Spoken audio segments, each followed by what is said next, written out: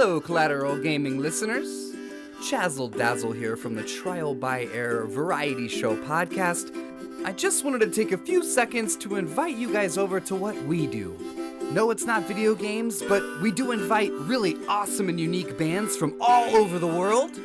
We dig deep into their souls and find really cool stories to tell you, and there's tons of music every week, so subscribe to us wherever you subscribe to your podcast. We look forward to having you. I'm Ashley Chancellor. And I'm Zachary Gio. And this is Collateral Gaming Season 4.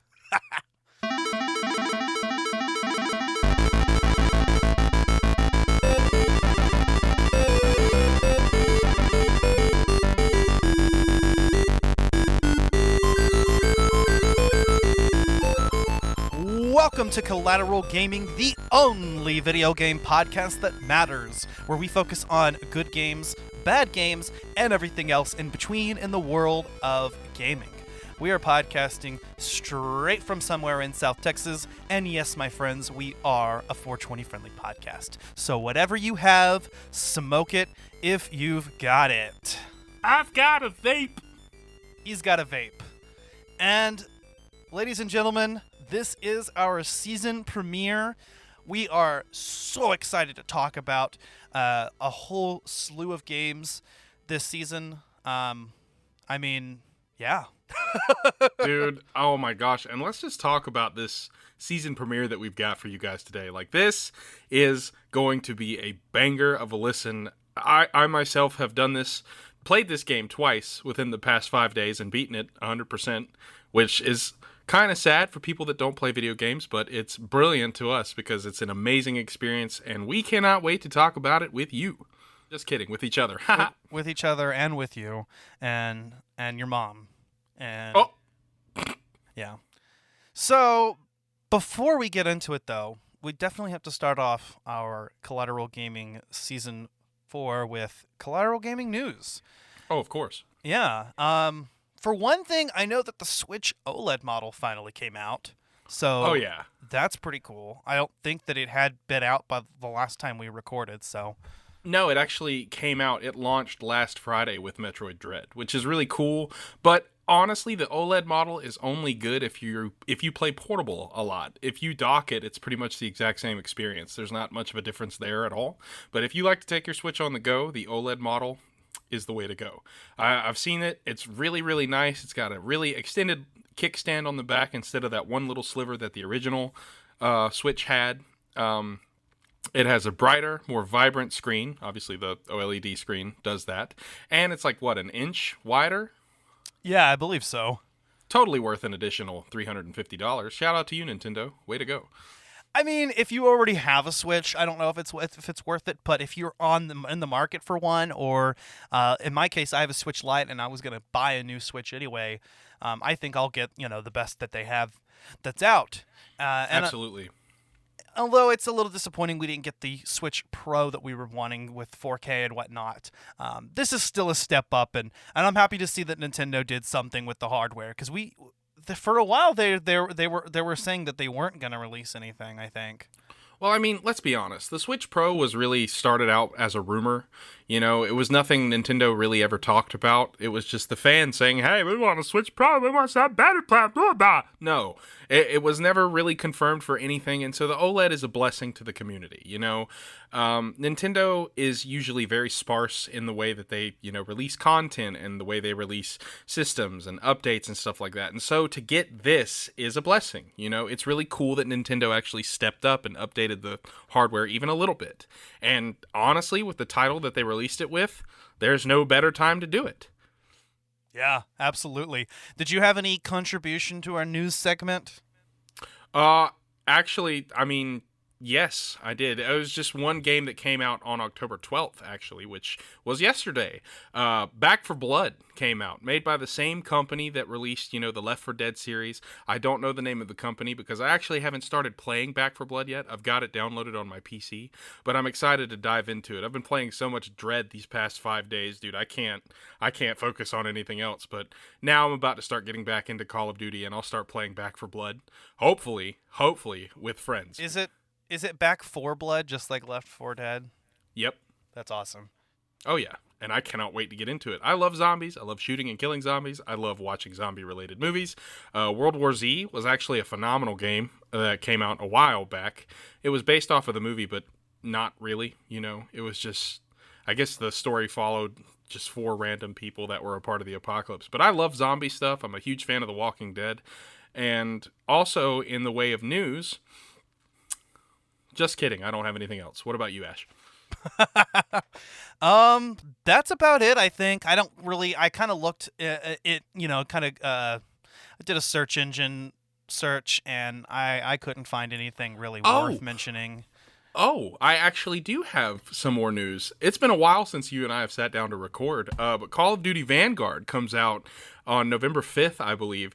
And let me tell you, I played the beta pretty extensively, and that game is phenomenal. It feels like a return to the original Call of Duty format, which is something we've desperately needed since, Call of Duty Ghosts came out. When that game came out, the series kind of took a turn for the worse, sorry, I can't speak, which is a normal thing here on Collateral Gaming, my inability to speak on a podcast. But nonetheless, that game comes out on November 5th, and it is a return to old World War II style fighting, and I actually love it. The gameplay is smooth and crisp. The lobbies are awesome.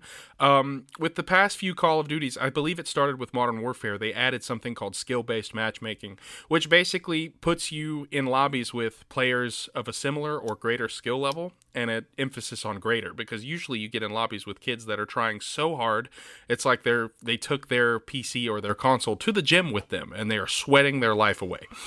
And so with Vanguard, they implemented a system of separating the lobbies into different categories. Like you have tactical, assault, and blitz. Tactical is 6v6. Assault is 8v8. And blitz is 10v10. So if you're looking for more intense, sweaty gameplay, like high-speed, fast-paced action, blitz is the game mode for you. If you're kind of in the middle, play assault. It's 8v8. It's not as bad, but it's still intense. And if you want that old classic Call of Duty style feel, tactical is the way to go. And also, they're kind of throwing a little bit of Battlefield in there too with these 24v24 lobbies on 6v6 maps. Holy shit. Yeah, it's crazy.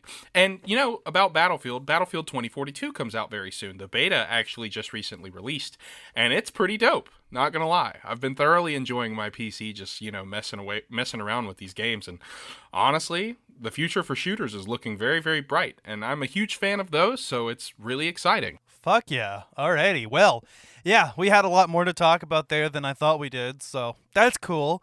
But without further ado, I'd love to talk about the game that we're here for. The game that we've been waiting months for since its announcement at was it at E3? I believe so. Ash, you just had the most beautiful Freudian slip, man. You said the game that we have been mating months for. Yes, they did announce Metroid Dread at E3, and boy, let me tell you, this game is a banger. Ash and I both started playing it on Friday, the day it came out, and let me tell you, this is easily, and I know, Ash, you'll agree with me on this when I say this is the best 2D Metroidvania-style game that has ever been released. I wholeheartedly agree. It is phenomenal. I have zero complaints about the game.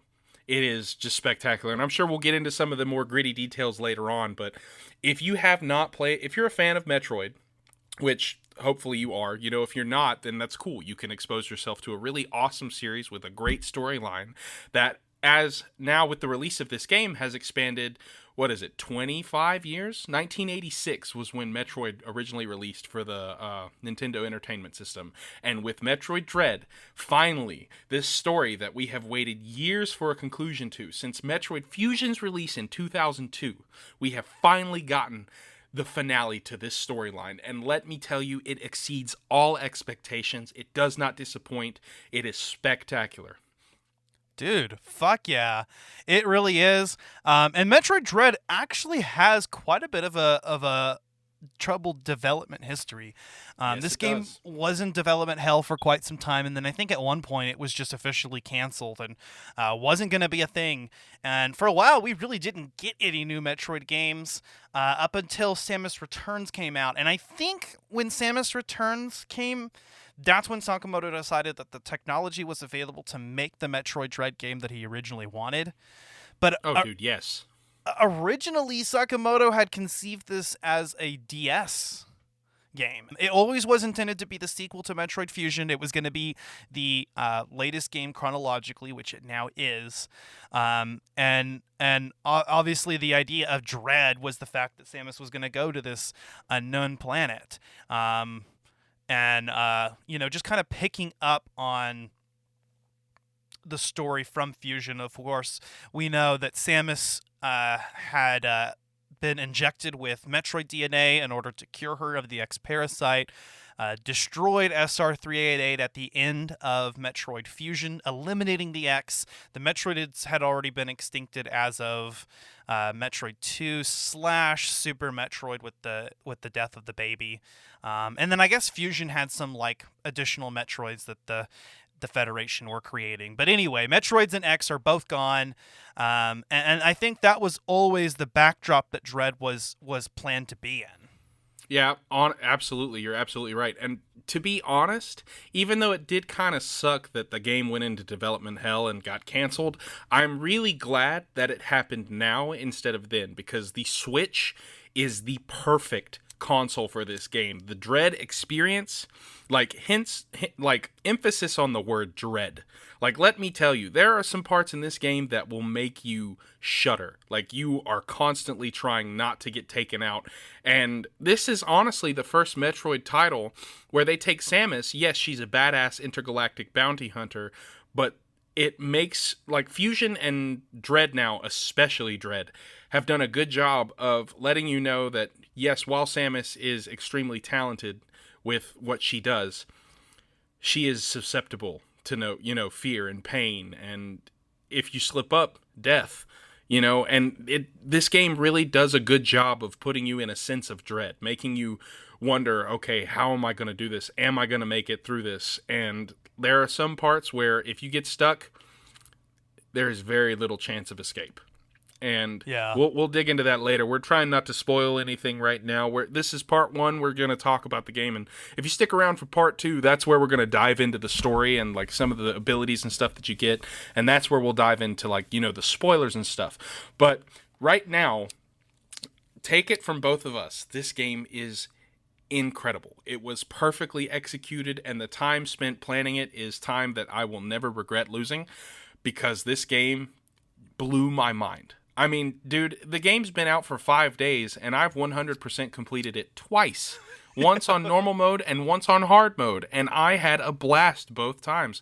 I'm probably not going to go through it again for a little while, just because I want to kind of keep it fresh, but I am eventually going to try to go for, faster runs. I'm going to try to do it and see if there's any, rewards for doing that, because one thing this game definitely rewards is the ability to keep up with the pacing. 100%. Yeah. I mean, this isn't much of a spoiler, but with this game, Samus is quick. She's super quick. Faster, you can move very, very faster than she's been in any Metroid game, in fact. Oh, absolutely. And it adds to the fluidity and the smoothness of the game. It makes for intense, quick, and extremely well-paced gameplay. Yeah, 100%. And it's interesting that this game was originally started development in 2005.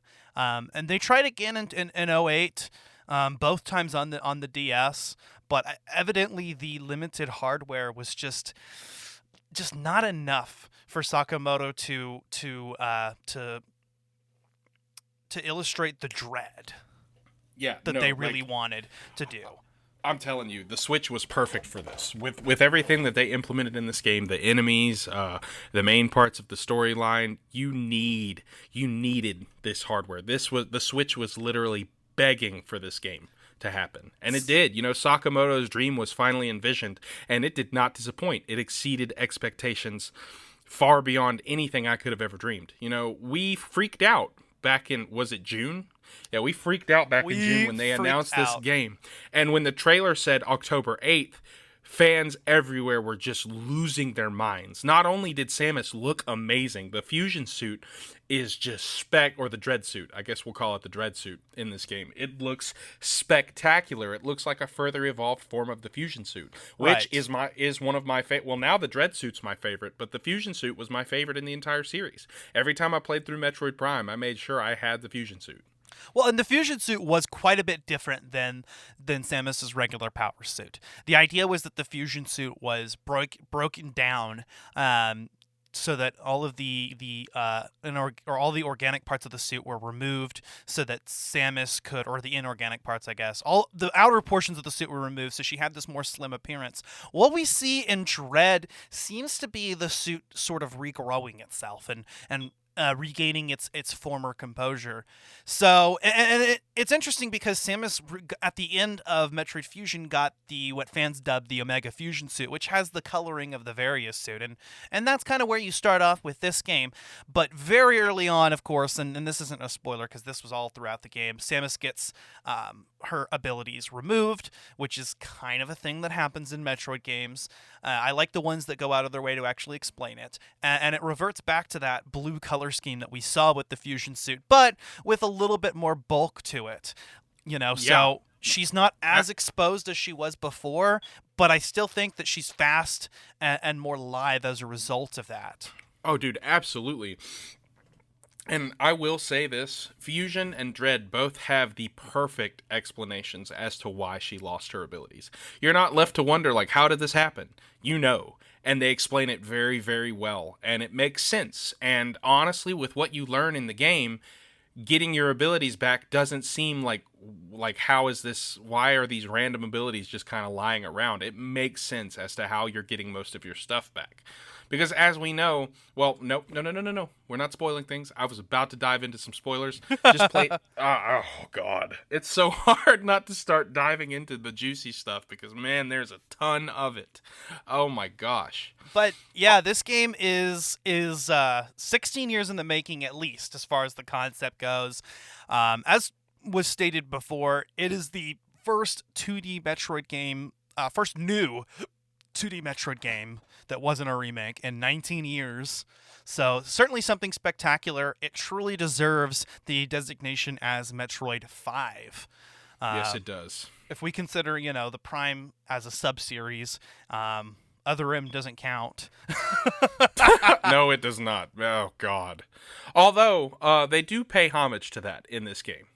They really do. With some of the things that you're able to do, some of the ways that some of the cutscenes work, some of the motions of some of the enemies kind of do a small callback to Other M, but the Other M is pretty much dead in the water at this point, and I think Nintendo realized their mistake with that game, and they worked really hard to try to erase that, because, Samus Returns was awesome. It was really good, but it wasn't a new Metroid title. It was just a re-envisioned, completely reimagined version of Metroid 2, which is a great game, and that's actually the first time when Samus Returns came out, I actually beat it within the past year, and it's a phenomenal game. I enjoyed it, but it's kind of boring, because while it is a re-envisioned classic, the game itself is kind of repetitive, because really you're just on SR388 taking out Metroid after Metroid after Metroid after Metroid after Metroid after Metroid.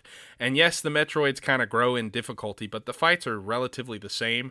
The only ones that aren't are the Omega Metroids and then the Queen Metroid. Everything else is just kind of repetitive. It's fun, don't get me wrong, but it was kind of stale as far as adding that to the series. And so when Metroid Dread was announced, fans were like, yes, finally something new, something absolutely exquisite. And this game, without diving into any details, is a true sequel to Fusion in every way. It is perfect. Yeah. It is perfectly done. It gets a 10 out of 10 from me, and I do not give games 10 out of 10. It truly is a perfect Metroid game. So, and it's interesting too, because back around the time that Other M was released, Sakamoto was quoted saying that if they were going to eventually return to Dread, they'd end up starting from scratch. And I don't doubt it. This game, in a lot of ways, does feel like a logical extension of Samus Returns, which, of course, was a remake of Metroid 2, Return of Samus. So it makes sense that they would take that prototype and develop a whole new Metroid game from it. But it somehow is even more. I mean, in a lot of ways, it blends together Fusion and Samus Returns, I guess I would say. I would say that it blends together Fusion, Samus Returns, and Zero Mission. Because in Zero Mission, Samus is relatively quick. And also the pacing of Zero Mission, this game felt a lot like Zero Mission's pacing. Because you get items relatively fast, back to back to back in Zero Mission. And I'm not saying that that's what happens in Dread. It's just the pacing feels like a woman that is nervous. It feels like she is dreading what's happening around her, and so she's trying to get through this as quickly as possible. And they constantly put you in that feeling of terror, and it's so wonderful, which makes it a perfect sequel to Fusion, because the Saix sequences were horrifying. Every single time you walked into a new area and you heard those footsteps, it's on. You're about to have to run for your life because you're no match for the Saix. That is a game that exemplifies Dread quite a bit, too. Yes, absolutely. Yeah. And I think that what took so long for Dread was maybe Nintendo thought that players wouldn't be interested in a 2D Metroid, and they were proven wrong whenever Samus Returns was met with critical acclaim. And because we understood that Metroid Prime 4 was in development, and we understood that Samus Returns was a remake of a previous game, it was something to kind of just tide us over. It wasn't as big of a disappointment that Nintendo wasn't working on a 3D Metroid. In fact, if anything, we live in an era now where people are sort of embracing this 2D style. I mean, Metroidvania is one of the most popular genres of indie games, and indie games have been extremely popular. So returning back to 2D has actually been a recent trend, and it also goes to show that these types of games don't take as long to create. While obviously a lot of effort and thought went into Dread, they announced it back in June and released it in October, which goes to show that the game probably didn't take too long to develop. I'd imagine that they worked off the same engine as Samus Returns, although I would say I think all the assets are brand new. And they look absolutely fantastic on the Switch. So, and understanding, too, again, that this is a 2D game that we're going to be able to play for now, but we still are going to get Metroid Prime 4, later on, I think has everyone completely satisfied with that. And in any way, this game being 2D, I don't think takes away from the depth of it. The 2D side-scroller Metroids and the Metroid Prime games are just two different types of games, and I love them both for different reasons, and I hope we continue to get both. Dude, you're absolutely right. And honestly, you and I talked about this a little bit, I think last week before Dread came out. I'm wondering if maybe Metroid Prime 4 will be a 3D first-person continuation of what's happening. Yeah, maybe not. Maybe it could be just a little bit after Prime 3. It might involve Silex a little bit. But part of me is hoping that, I think Sakamoto and Nintendo knew that Metroid Dread was going to turn out to be as good as it is. Because, I mean, if you're a company releasing a video game, you got to be confident in your product. And Nintendo, while they do take a long time to release their stuff, they release some bomb-ass video games. Metroid Other M not included. And so I'm thinking that they developed Dread with Prime 4 in mind. And when I say that, I mean, why not keep fans loving this series by continuing that story with a first-person adventure? Because the Prime trilogy was incredible, but it didn't continue the story. It was a subplot, basically. It was a subplot, and all centering around Metroid Prime. So I'd like to see if there's any way that Prime 4, even if it takes place later on, will still connect to that original story. Because I don't know if there's anywhere else they could go with it, but I'd be interested to see them try. And even if they didn't, I think it would be awesome. I know in particular a lot of developers have stated that Metroid Dread is the conclusion of the saga we have had so far with Samus and the Metroids. And absolutely. And you truly will see how that ends by the end of this game. Again, we'll get into that in part 2, but I'm really interested to see how Nintendo is going to go about the series from here on, and we kind of get a clue as to the direction. But if Metroid Prime 4 is going to be part of this new direction, I'm really excited to see it. You're absolutely right. I am right on board with you, man. Honestly, this game, for me, launches Metroid into the spotlight. With a game as pristine and wonderful as this, a smooth, fast-paced gameplay that's intense and difficult, this Metroid is not for the faint of heart, and it's not for lazy gamers. If you don't like games that are difficult, this is not the game for you. This game is tough. Even on the normal difficulty, it is hard. And this is coming from somebody that just beat the game 100% on hard. And that is really hard. Really hard. I 100%ed it on normal, and I'm maybe halfway through the hard mode. I even started another playthrough that I got a little bit farther in, where I was attempting to just run through it as fast as possible. So kind of a minimal percent run, just picking up any items that are not out of my way to get, but still trying to get through it as quickly as possible so that I can get better rewards. Because of course that is a traditional thing with Metroid, is that either clear time or item percent completion or item completion percent can give you different endings. And oh yeah, Dread of course continues the trend of that. We'll go ahead and say that much. But yeah, I mean, Dread I think is just the most logical extrapolation of where Samus Returns, when of course we see the melee counter come back, and exactly the way that I wanted them to do it. They made the combat in this game rely a little bit less on it, so not every single enemy could be countered, because it did get a little bit stale when every single enemy was the same gimmick. In fact, that's exactly what the melee counter felt like in Samus Returns, was like a gimmick. In this, Dread has basically turned that mechanic into a staple, something that should be part of Samus's repertoire, because in addition to being able to melee counter, Samus can also dash melee, which actually does inflict damage, and it allows you to just, again, I think it contributes to the pacing of the game. Samus is fast and can just keep moving. Another thing that really helps is the slide mechanic, and you actually don't get the Metamorph Ball nearly as early in this game as you do in other games. No, not at all. So you actually get used to using the slide mechanic, which allows Samus to slide underneath obstacles. Not quite as far as she can in Morph Ball mode, but if you play the end of Other M, it works very similar to the Zero Suit Samus mechanic in that game.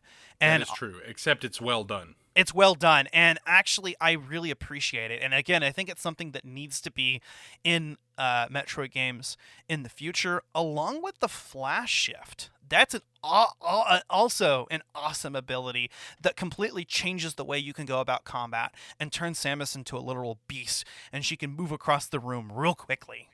Oh yeah, dude. I to be honest, that's like one of my favorite abilities from the game, and the fact that this game also uses Aeon, like Samus Returns did, like you get the ability to use Aeon abilities, but the pacing with the Aeon rechargeability and not having to collect Aeon Orbs, you don't have to collect Aeon Orbs in this game. I'm going to go ahead and let you know that right now. The Aeon is a lot more user-friendly and easier to manage, but still difficult in some spaces, like when you're trying to, it's basically just a cooldown mechanic in this game. Mm-hmm. But it's very quick. Quick movement charges your Aeon ability very fast. Right. Including with the Phantom Cloak ability. And we can talk about that because I remember seeing that in the trailers and the gameplay demos. But the Phantom Cloak ability will allow Samus to camouflage herself, which works really well with the when you're going against the Emmy. And the Emmy robots are the kind of overarching antagonistic force in this game that really exemplify Dread for the majority of the game, because the Emmy are these robots that are completely invulnerable to your weaponry, and they will insta-kill you. You do get a small opportunity to counter one if it catches you, but it's very difficult to pull off and not something you can rely on. Yes. So really, most of the time what you're doing is you're trying to dodge the Emmy, get around them, and then eventually find the ability that will allow you to destroy them. And the Phantom Cloak ability allows you to bypass them, and so you can use that strategically when they're searching for you.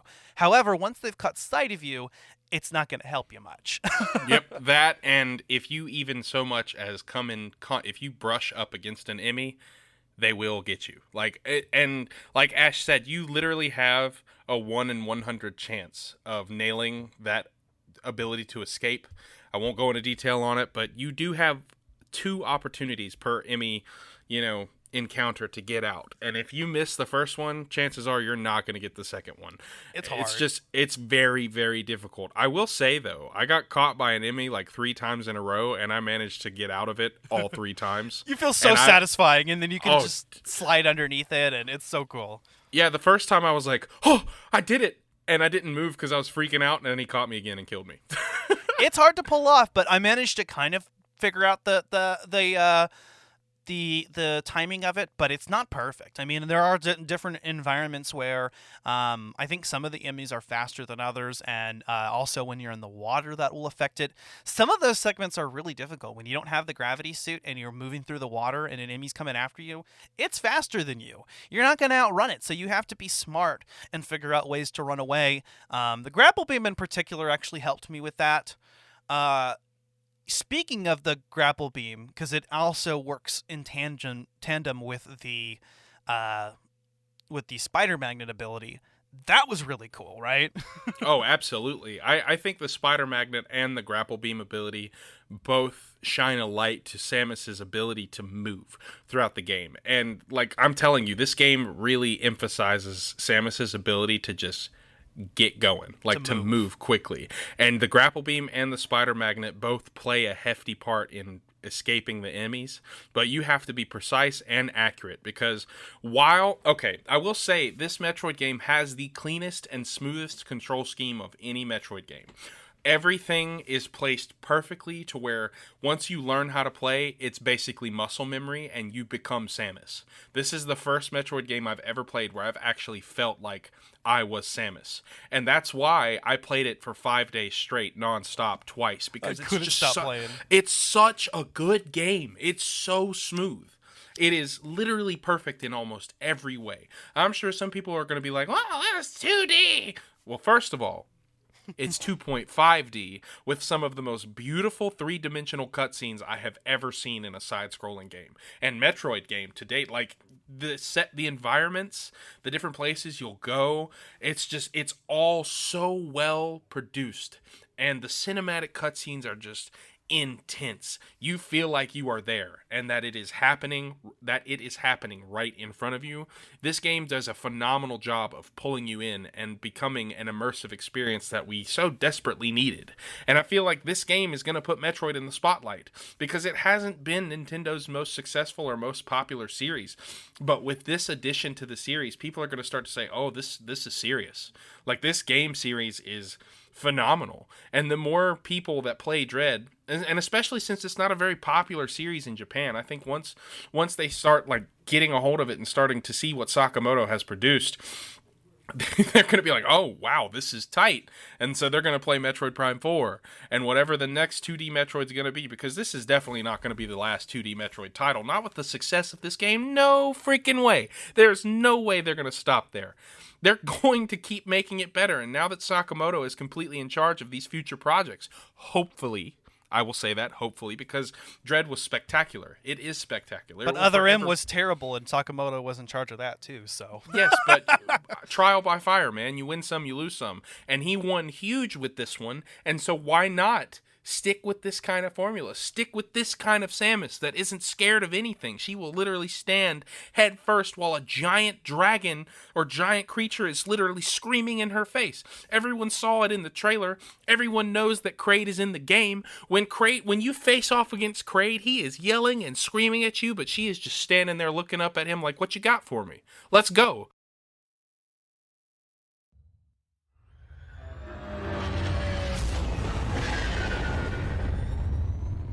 We'll soon be entering CTR's atmosphere.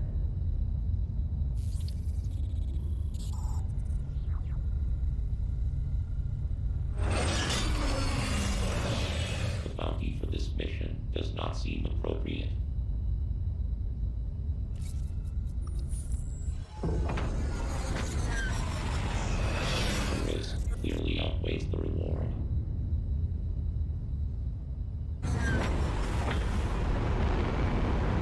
Treat our lost assets with care, lady. Entering the atmosphere in T-minus 10. 9, 8, 7, 6, 5, 4, 3, 2, 1.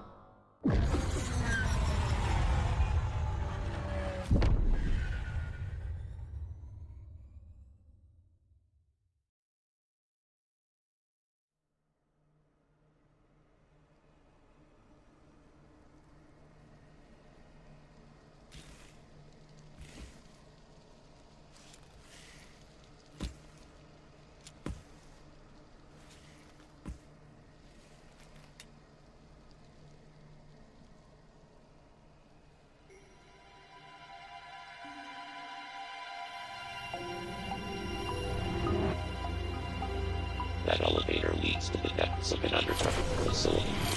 Signal quality is likely to be low. Remote communication remains difficult. Try to connect to the facility's network when you reach the bottom.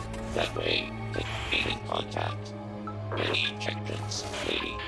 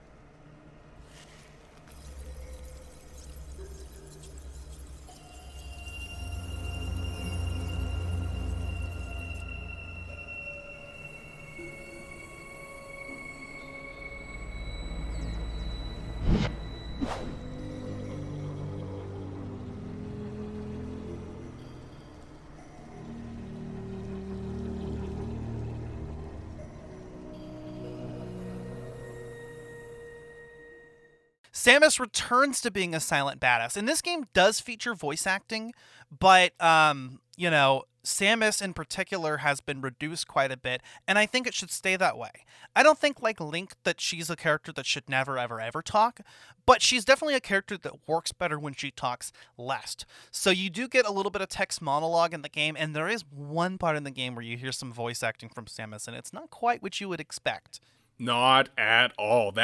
It made me tear up, dude. Yeah. It made me almost cry. I was like, no way.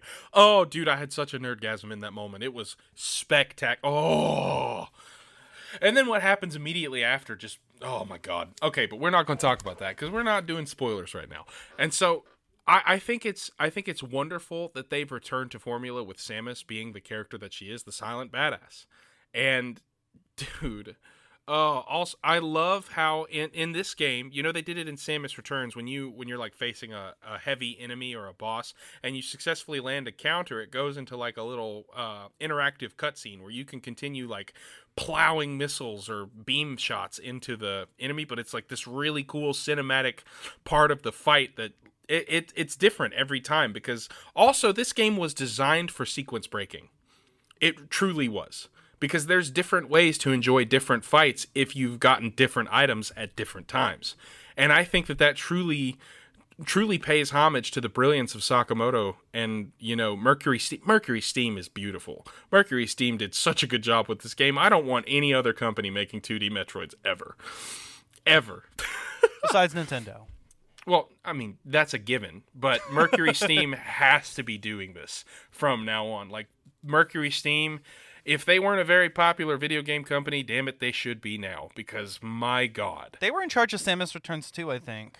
No, oh yeah, they were, and they did a phenomenal job for the power that the 3DS had. But it's still, imagine Samus Returns on the Switch. Yeah, I would like to see that game get ported to Switch, and just kind of get an HD upgrade and rework the controls a little bit so that they'll work on the Switch, which could totally be done. But yeah, so MercurySteam as the 2D Metroid developer and Retro Studios as the 3D developer, and we're golden. Absolutely. Oh, dude, we are Krispy Kreme 2012. And Nintendo overseeing in both cases, but it looks like Nintendo has been outsourcing a lot of the development with Metroid games, which makes sense. When they're more popular in the West, it makes more sense to have Western studios develop them.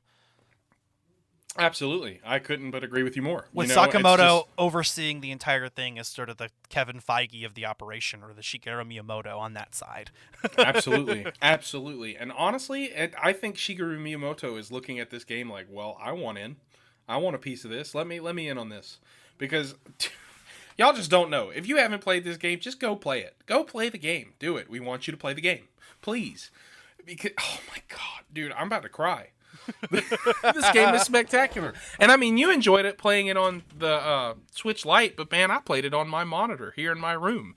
And I bet it looked even better. Yeah. Oh my God, dude. You just blah, blah, blah, blah. And this game looks good at handheld, though. Don't get me wrong. It is phenomenal. Like you said, these the cinematics in it are brilliant. I love how we do get a little bit of that 3D perspective in those cinematics, and so that allows you to kind of see the world from Samus's eyes a little bit.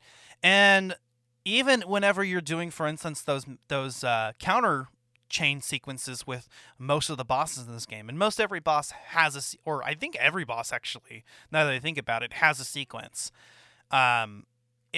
That allows you to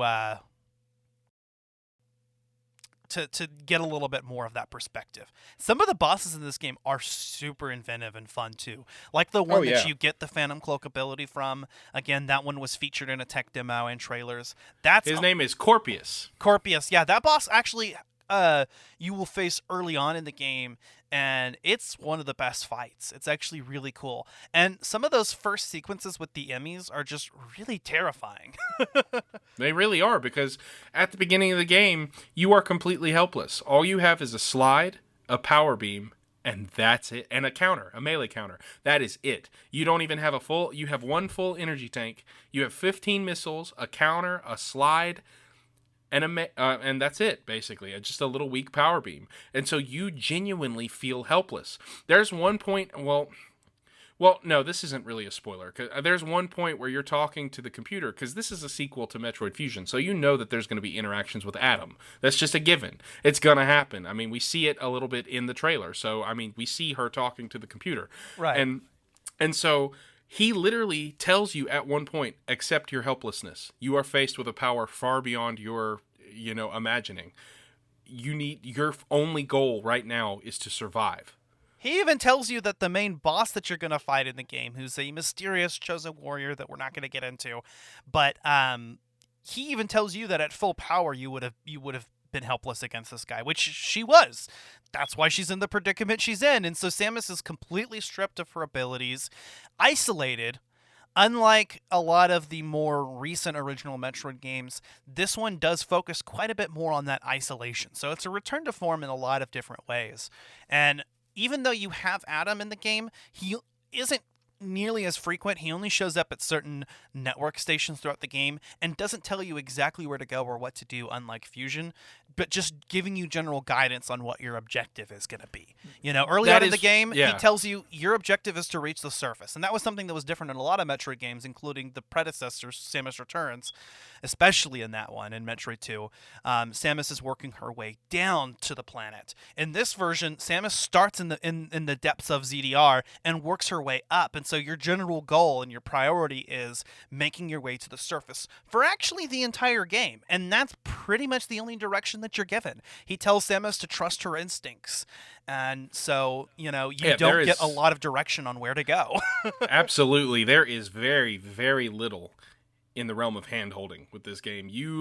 It makes me laugh because when they, announced this game, they were like, yeah, this is going to be a Metroid title for all people. And I'm just like, that's a lie. This junk is hard, man. It's hard. I mean, if you're a good gamer, then you might get it, but you're not going to know the story. You're not going to understand why what's happening is happening. You're not going to understand why Samus looks the way she does. You're not going to understand anything except that, hey, boom, move, shoot, boom, boom, jump. And live. They give you a little rundown of what happened in Metroid Fusion and previous games, but yeah, this game is best enjoyed if you are a Metroid fan.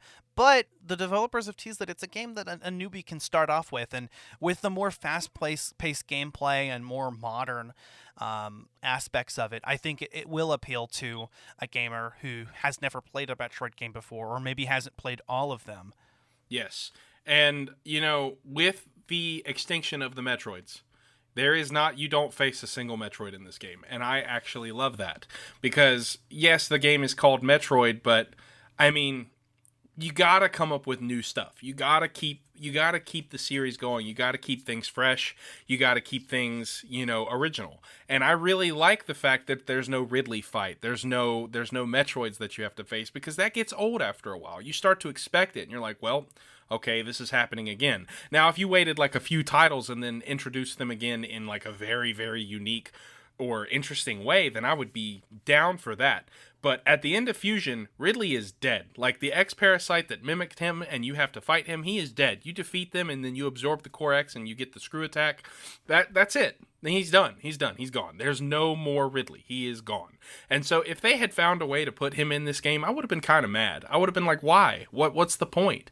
That would have been something that would have made me say this game is a 9.7. Because everything else is perfect. It's perfect. Like the item hunting, everybody knows that in a Metroid game that you gotta hunt for power-ups, like power bombs, missiles, all of that good stuff.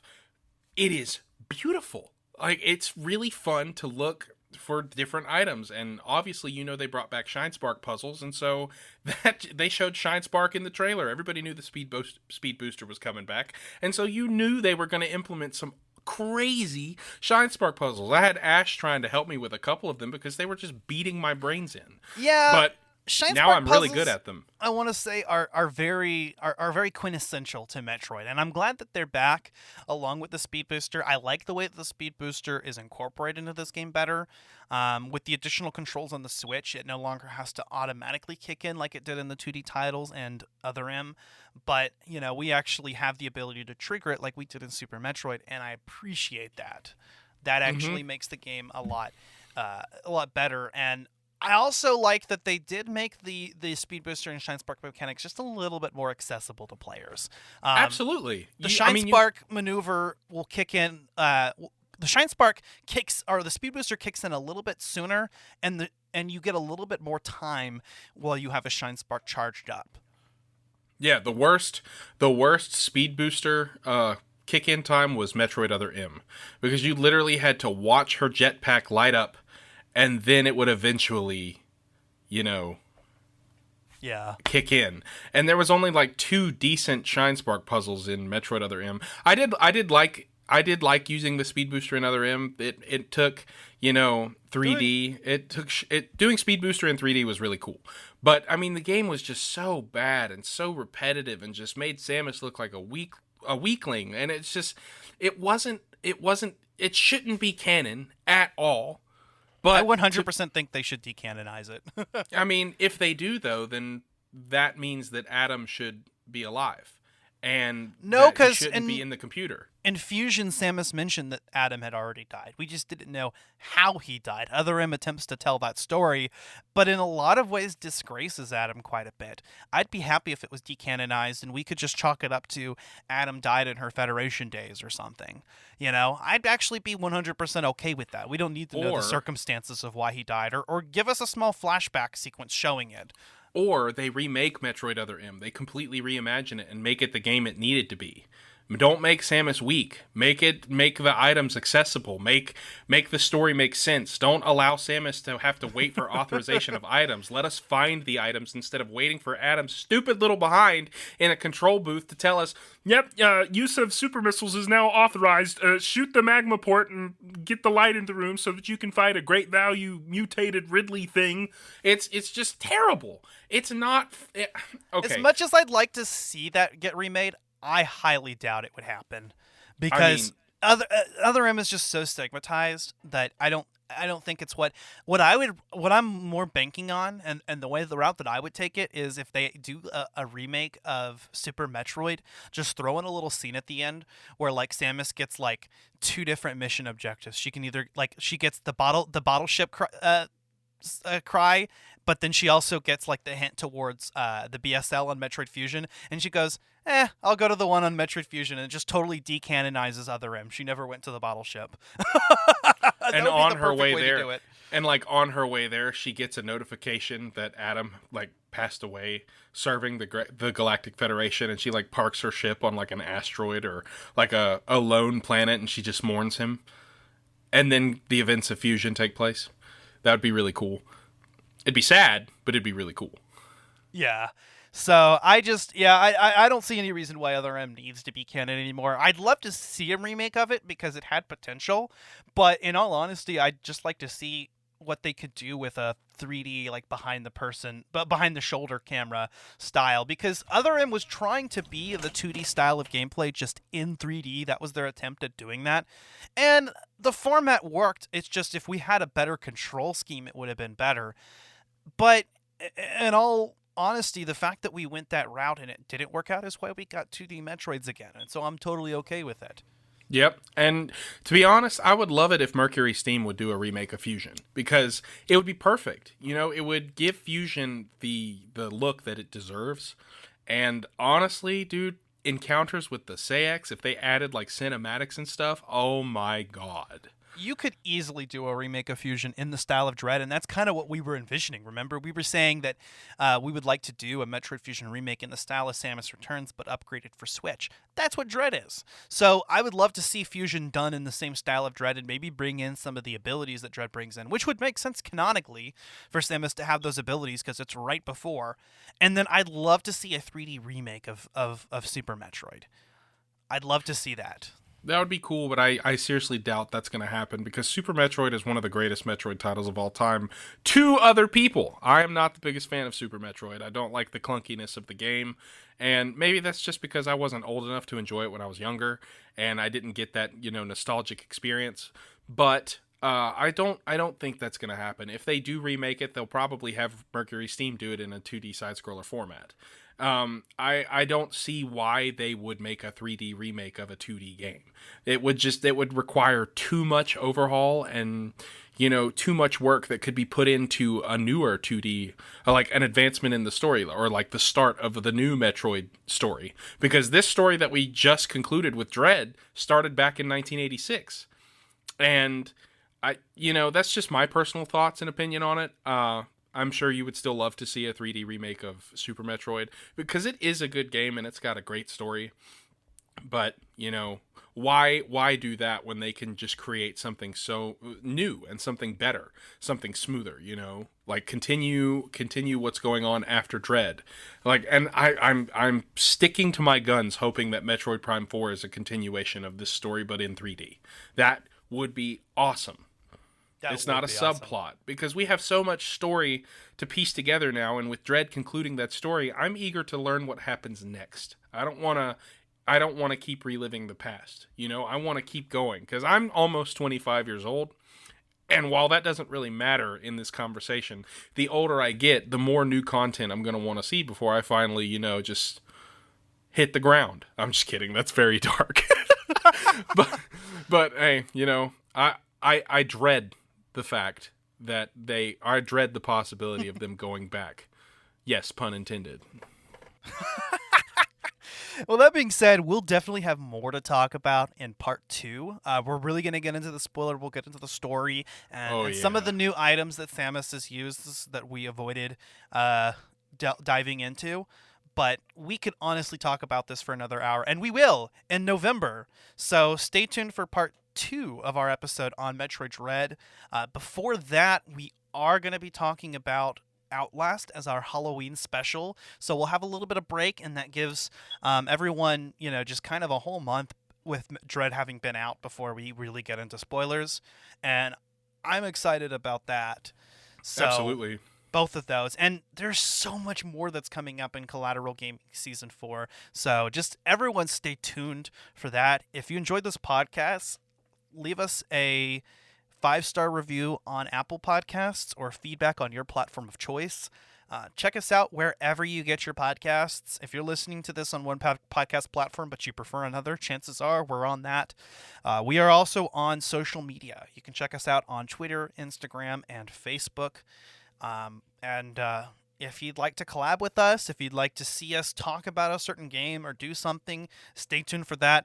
We're also jumping right back into bonus round this season. In fact, I think we will plan something Halloween themed for the bonus round this month. And we've still got a couple bonus round episodes that we have planned, and also Let's Play commentaries. I think at some point we're definitely going to have to do a Let's Play on Metroid. Oh my god, dude, absolutely. We would be stupid not to. Dude, oh, yes, continue. But yeah, anything else to add on your end, Zach? No, man, anything else I have left to say would probably start diving into spoilers, and dude, after playing this game through twice, we're going to have plenty of stuff to talk about the next time we revisit this. So, yeah. I mean, I think you said this is a 10 out of 10 for you. Absolutely, 10 out of 10, 100%. The music is... that's one thing we didn't touch on, dude. The music is spectacular. All original tracks with some hints to older stuff, but it's all fresh and new. And I love that because you guys know I'm a music fanatic. And so, yeah, all of the tracks are really, really awesome to listen to. They make the game a lot more enjoyable, more fun to get into. But other than that, yeah, that's pretty much all I could talk about. We will dive much deeper into this in November when we come back to it. But guys, if you have a chance, based on just what we've said today, if you can get a copy of Metroid Dread, I guarantee you will not regret it. It is a spectacular experience that I have done twice in the past 5 days like a crack addict, and I kid you not, you will enjoy every second of it. The pacing of this game is the best pacing in a video game I've ever experienced. There is not a single dull moment to the game. This is going to be a 10 out of 10 for me as well. This game is literally perfect as a Metroid game, as a 2D Metroidvania style type of game. I mean, there is absolutely nothing that I was let down by. It not only met my expectations, it surpassed them. And that was hard to do because I had a lot of expectations for this game. Oh, yeah, dude. When we saw this release, or when we saw it announced, we were screaming. We were nerding out, and then the game came out and just completely blew our minds. Oh, it was the highlight of E3. Nintendo stole the show with just this and the peek at Breath of the Wild 2. Oh, yeah, dude. Oh, man. Oh, dude. Oh, hoo-ha. All right, yeah, we need to stop before I start talking about Zelda.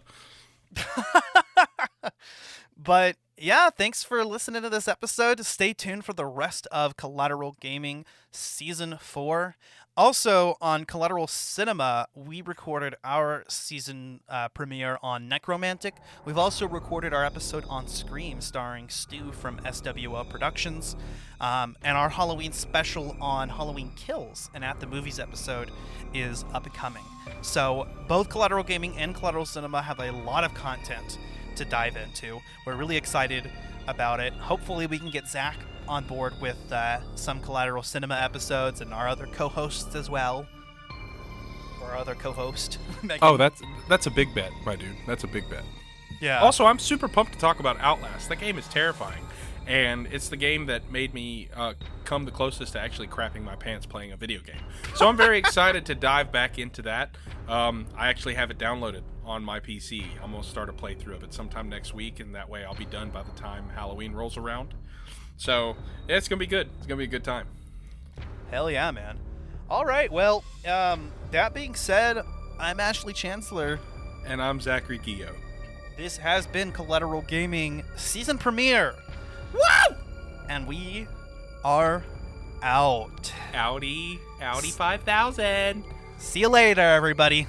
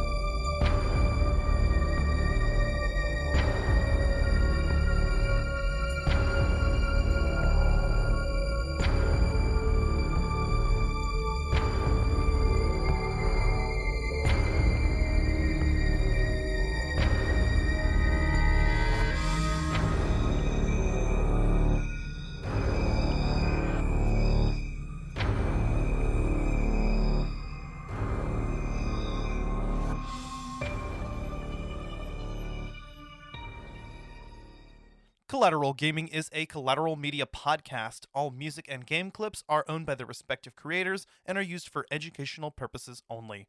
Please don't sue us. We're poor.